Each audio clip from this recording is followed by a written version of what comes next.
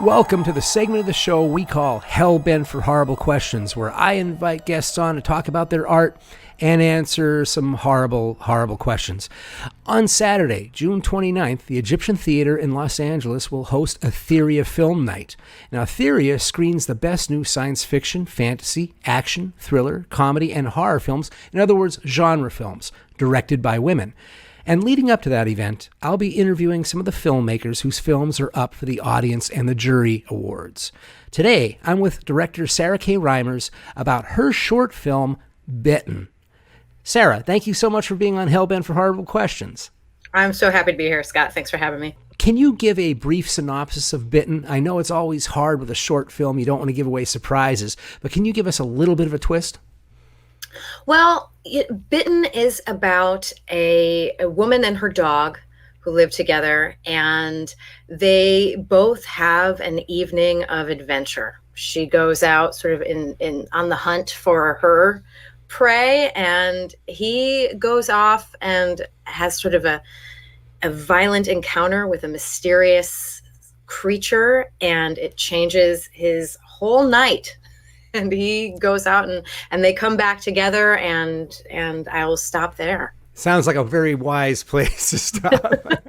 So I got to see Bitten at the Women in Horror Film Festival, and it was a real crowd pleaser. And what I liked about the film was how you used comedy and horror mixed together as a hybrid to really talk about a story that essentially looks at loneliness and the hunger for connection.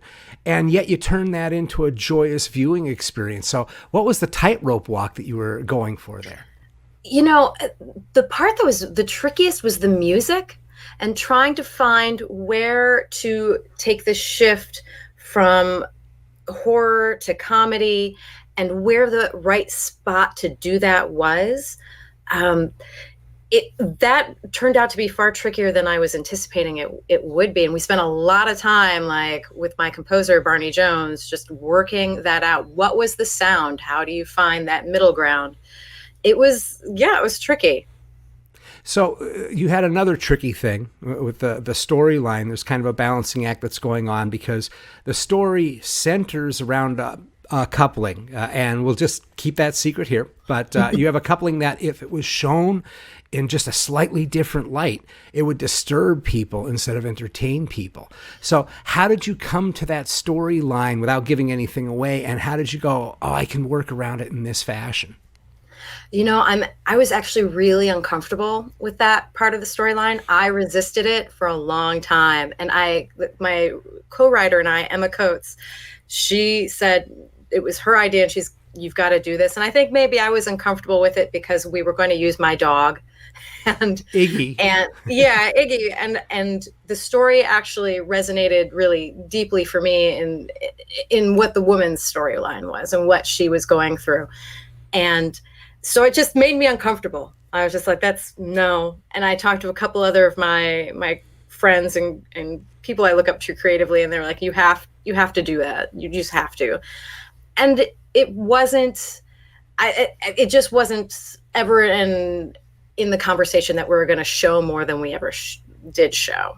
That was sort of, I'm a big fan of leaving a lot to the imagination, of leaving things off screen, doing things with sound, giving impressions of things. I think it's far more impactful to let the audience fill in the blanks. And since I was already a little bit squeamish about that, it was just a done deal.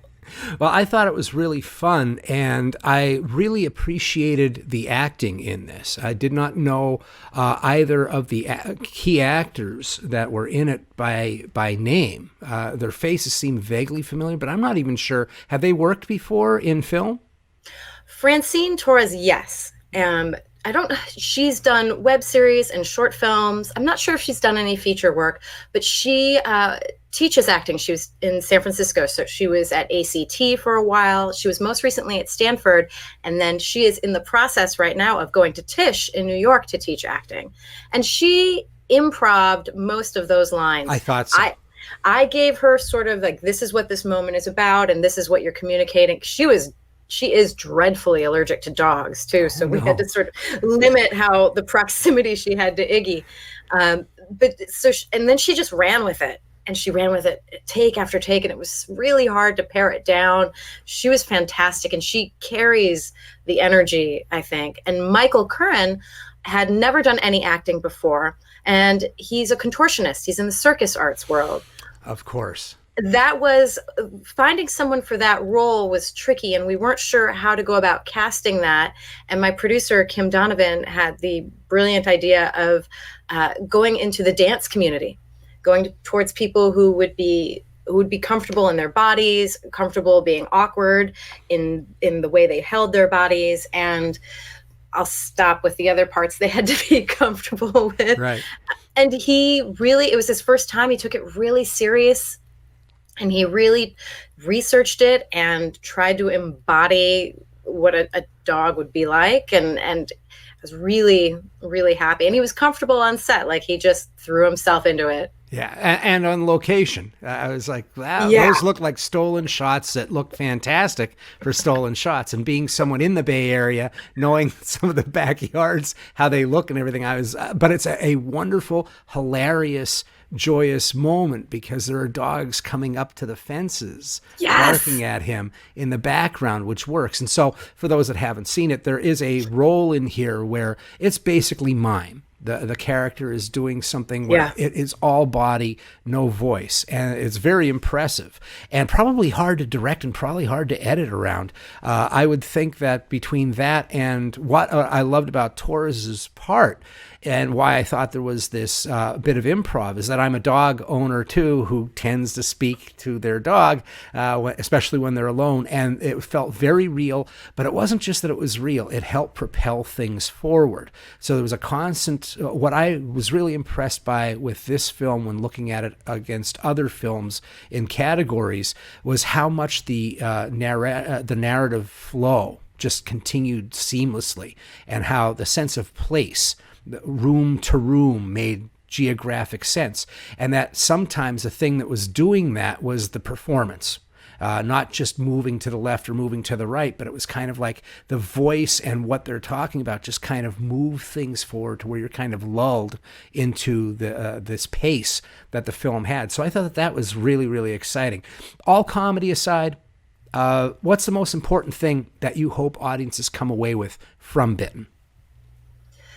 Well, I want them to be entertained. I really just want them to laugh. I want them to have that, like, what moment, and like that's really it. At the end of it, it is about loneliness. It made me really happy that you said that, because that I don't go into my film projects with a message. I usually figure out what it is. It's like a therapy session. At the end, you're like, okay, so I was working through my feelings about this.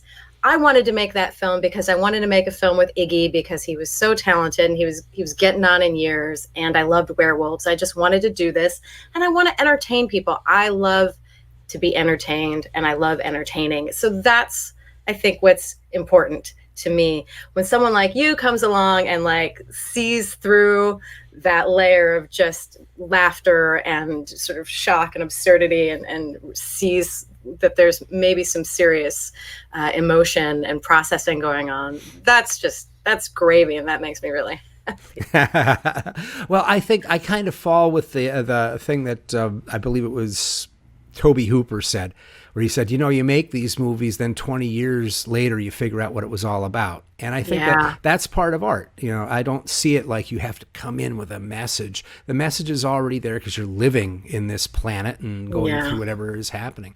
And I loved the scene where she's yelling at the Uber guy walking back to the house drunk, or she's trying to pick up the Uber guy. And that's where I was like, this is great. This is funny, but what a sad moment.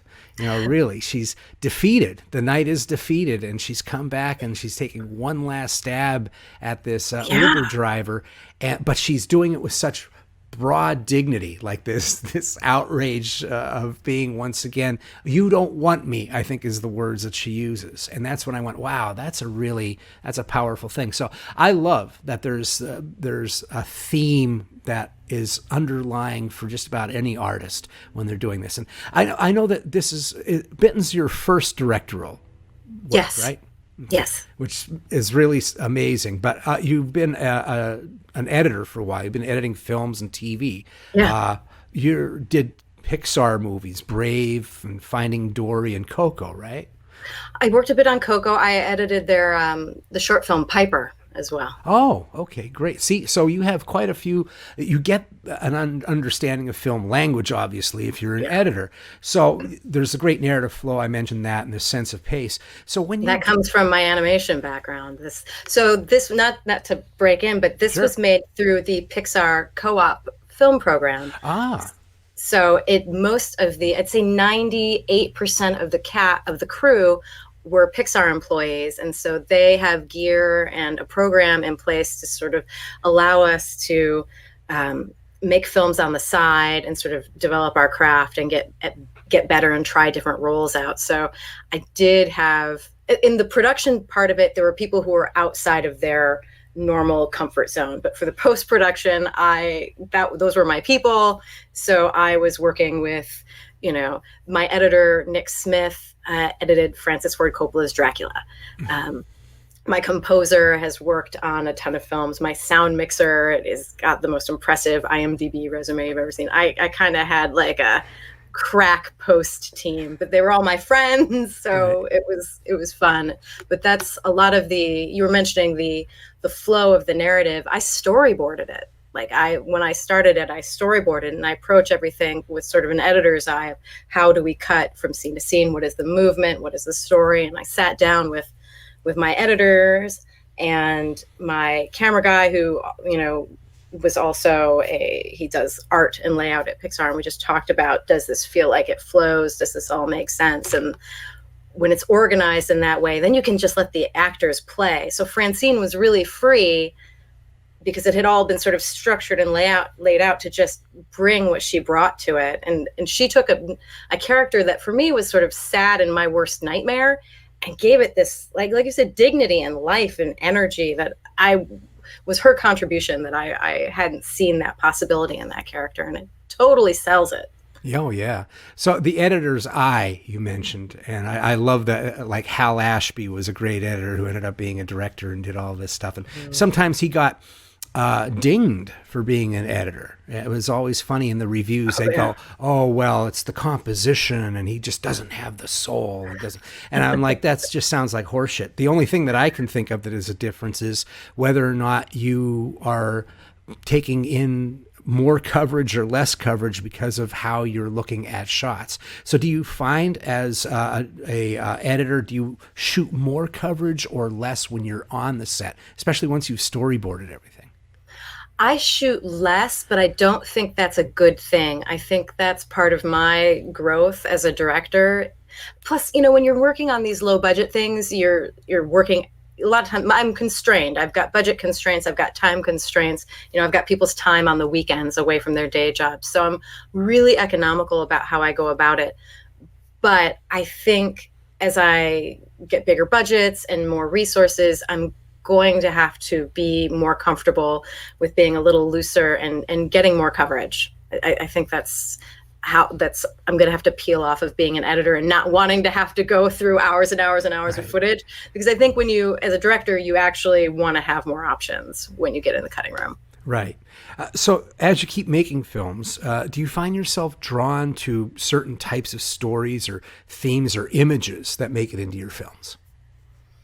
I'm really attracted to, well, let me rephrase that. I keep getting drawn to stories about children and children, animals. The projects I've got in development right now are, one's a comedy, one's straight horror, and they both feature children, usually the Midwest where I'm from. There's something about that sort of preteen time of life, I think, where you're straddling adulthood and not even adulthood, but you're straddling being so self-aware as a teenager, but being completely free and imaginative as a child, that I think is a really special place that allows for imagination in peril. At the same time, you're not tied to your parents' arm, but you're, maybe not quite ready to make good judgment. So that's that's sort of where I keep ending up. And I tend to go with weirder. I I like absurd, strange things. I like mundane situations that have that twist, and suddenly you go, what? But that could, I try to ground it in that it could happen. I try to set up this world where everything could be this way. It could be this way, and then all of a sudden there's a twist, and you're thrown off. And in my head, it is that way. So I try to convey that to Right.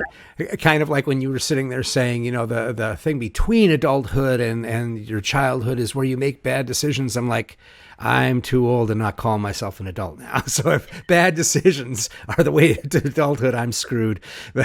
So Bitten won the Best Horror and Comedy Short at the Women in Horror Film Festival and the Hexploitation Film Festival as well. And it also won the Audience Award at the Coven Film Festival. Now your work's going to get screened at Etheria on June 29th. As an artist and as a guest, what do you hope to experience when you go to film festivals? This was my first year and my first film in festivals, so I've been learning by doing, and so I didn't know what to expect. Through my work, I've spent days sitting in theaters watching something, but not like this. And so my expectations have changed and my approach has changed. I didn't go into this realizing how important the connections with other filmmakers would be, and that there was this community of genre film festivals that are connected to each other. People are friends. People go to the same festivals year after year. Even if they don't have a film in it, they go to be with this group of people that they don't maybe geographically live near, but they communicate on social media and they support each other. And it's been fascinating to be, a freshman in that world and meet these people. Because I come from, the film industry, but I had no idea that there was this community. So I've learned that that's really important. And probably what I value the most out of the festival experience at this point is really, I love seeing the films. That's just fun. But what you walk away with are these connections to people from all over the world that you just wouldn't have run into or bumped up against any other way. Right. We call it convention family. I have a group of people that I see at horror festivals and at horror conventions. And that's one of the ways that I say that genre, especially horror, can make you happy and healthy. If you have a community, if you've got a way to express yourself artistically, if you get to deal with things that normally would just have to be stuck inside of you and be able to handshake with that shadow side, how can you not be happier? So I'm welcome to the fold, as one might say. So thank you. Bitten is a horror and comedy hybrid. Of course, that's genre work. Now, are you a fan of genre films, or is it more that you're trying them out to find out what really interests you? I am a lifelong horror fan. Lifelong. I love it so much. So very much. So what was your first kiss with horror? What was the movie that turned you into a junkie or made you go down this horrible path of a life? It wasn't one movie. It was a TV series. So in Detroit, there were two television stations that would run Saturday afternoon. There was the TV20 Thriller double feature and the Channel 50 Shocker. And so after Saturday morning cartoons, you could then just roll right into these like Hammer film, like cult films that were just really like 70s and 80s B horror films that were amazing. And I think it was Taste the Blood of Dracula. Mm-hmm. That like, I was 9 years old when I saw that on TV, and I was like, what? His eyes turned red, and I think I was sitting under the kitchen table, like with the chair, like through the kitchen chair legs, just like, wow, why is someone letting me watch this? That stuck with me. And Tourist Trap. One of my favorites. So underrated, that movie. I just rewatched it the other day when I was a small one watching that, and like doing the plastering, and he's like, you'll die of fear. Your heart will burst from fear before you'll suffocate.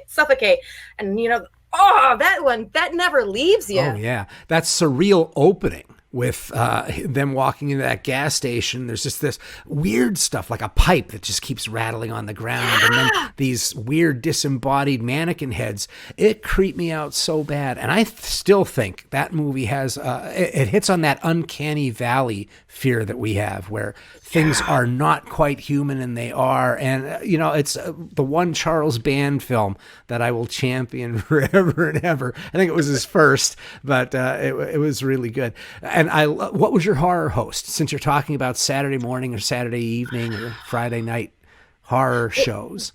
Well, I mean, the Saturday afternoon one, they just had this voiceover that was like, welcome. And I think it was the TV station manager who did that. And then it wasn't, because then there was the Tales from the Crypt guy in the evenings. Because then there was Saturday night. When I got a little older and I could stay up later, my best friend and I would stay up and watch the Friday the 13th television series, which then rolled into the Tales from the Crypt show with the Crypt Master. That was, and I think we saw, I had a little Elvira in my life. But yeah, all that, I mean, that's what we did. And we'd march ourselves down the block to the video store, and we would just go down the aisle with all the horror movies and just pick one. I think I went through every single film they had, the Howling series. Yeah. Oh my gosh. Oh my gosh. I have a vintage Howling movie poster that is my pride and joy. Oh, it's awesome. Just being able to go and Pumpkinhead and Howling and Devil's Reign, oh, so good. And just having it I think having that stuff on Saturday afternoons on two different stations that were kind of competing against each other for viewers, I think it got under a lot of Detroit kids' skins. But I mean, there was a lot of us who grew up that way and fell in love with it. Oh yeah, there's a whole network of people across the country who grew up at a certain time when their news station or their television station had either a Friday evening or Saturday evening creature features thing, and they had their horror host. And those horror hosts are considered legendary. There were a few in Detroit. Midwest was full of them. And I was from Pennsylvania, and we had a guy named Uncle Ted. His show was Uncle Ted's Ghoul School. And it was a failed magician who wore a fez and a really big handlebar mustache, and you just do terrible magic acts and then go, and now we'll go back to the movie. It's as lovingly close to Count Floyd from SCTV as you possibly could be. But it was wonderful for the time that I was a child. He scared the heck out of me with movies that, when I look at them now, are not terribly scary.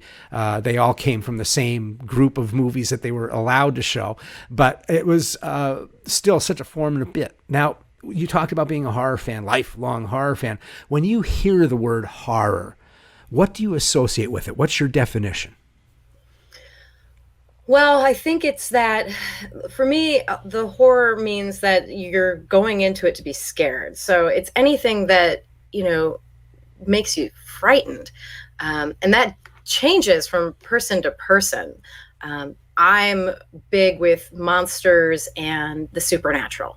That's what I do. But there's, then there's the genre of the slashers and the torture porn. And that's a whole different group. And I've watched a lot. I watched most of it. But for me, I go for the more intangible, more chaotic, the supernatural, where basically it's not human against human. It's human against the unbelievable. Right.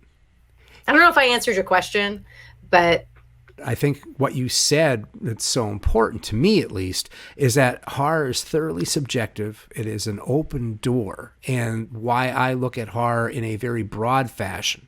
I try to even stay away from genre terms if I can, because I think that sometimes that's limiting. And I think the thing that's amazing about horror, what's so beautiful about it to me, is that it is immeasurably flexible to a story. It can basically work in any genre.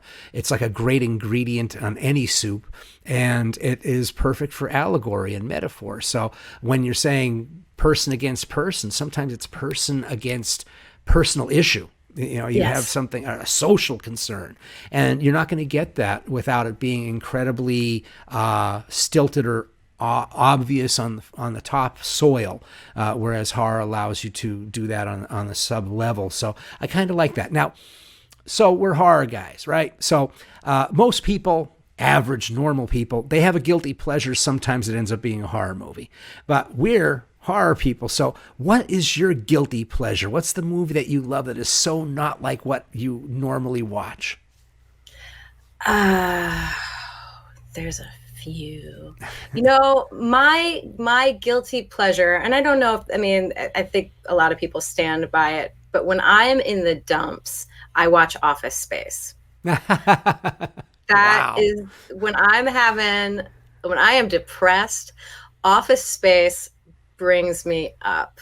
But in a way, it's about the horror of being trapped in a bad job and in in a beige world of bureaucracy and cubicles. So it's outside of my horror library and my animation library, you know, and it's maybe a little, you know, it's fluff, but that one, when they're beating the crap out of that printer in the middle of the field with like the heavy gangster rap happening, that does it for me. I'm like, yes. That's awesome. And look at this. Believe it or not, you survived it. You survived the horrible questions that I had. I've expended all of my horrible questions. Thank you so much for being on Hellbent for Horror, Sarah K. Reimers, and thank you for your film, Bitten. Can you tell us where people can see Bitten, where they can go to keep up with your work? I have a website, bestbaddogfilms.com, that sort of will keep you up to date on all the different projects that I've got out there. Bitten is in festivals, so it's not available to watch online. There's a trailer, though, and you can find that through the website. And it might be, you know, part of some things that might be coming out on that I can't really talk about yet. And it's got more festivals that it's coming to that I can't talk about yet. But if you follow Best Bad Dog Films, you can keep up with all the strange things that I do, and Bitten. And how about family recipes? Family recipes. Yeah. Family recipes just came out a few weeks ago. It's 5 episodes, and that is on YouTube right now. And you can track that through the Best Bad Dog Films website as well. And that is a comedy cooking show. I like to mix my genres and make things really hard to categorize. But that is my best friend, who is also my partner in horror movies from way back in the day. She's the one we watched all our horror movies together, and you might watch the show and see us sporting some gear from time to time. And we go through her family cookbook, which is her real family cookbook, and it's 70s and 80s Midwestern recipes. Oh my. And she has a deep nostalgia for these recipes and is completely unobjective about them. And I am the bad cop who says, no. Marshmallows? Lots of nothing. It comes in a bag, a can, or a box. So we take 5 minutes of your time to go through and make this recipe, and you hear us just give each other shit and talk smack to each other and roll our eyes at each other, and then figure out if this recipe is edible. It's usually not. She loves them, though. So that's a fun one. It's just straight comedy, but sort of the horror of bad Midwestern 80s cooking. Well, thanks again so much for being on the show, Sarah K. Reimers. And I want to thank everybody for listening as well. And until next time, stay hell-bent.